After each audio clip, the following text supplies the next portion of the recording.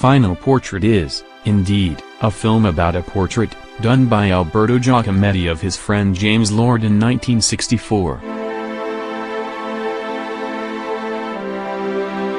Considered the last great painting by the Swiss painter and sculptor, who died in 1966, the Lord portrait started with Lord, a writer, believing he'd turn up at Giacometti's Paris studio for an afternoon, then, a couple days later, get on a plane to return home to New York.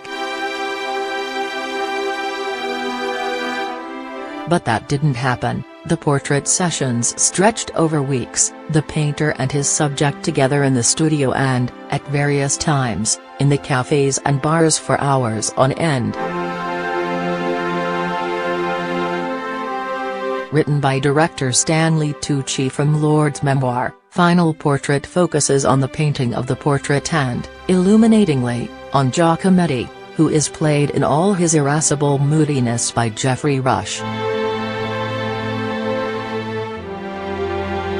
In his best performance since winning the 1996 Best Actor Oscar for Shine, Rush brings Giacometti fully to life, moving between self-doubt and grousing about Picasso and Chagall, while cavorting with prostitute Caroline, Clemens Poesy, while living with his wife Annette, Sylvie Testud.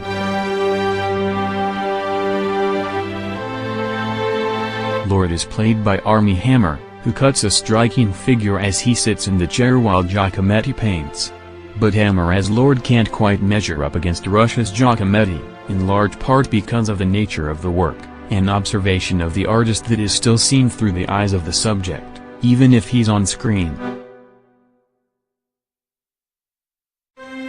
Final Portrait largely takes place inside Giacometti's studio, which is shot in monochromatic grays, whites and blacks, as if the production is mirroring the color of Giacometti's artwork, be it painting or sculpture.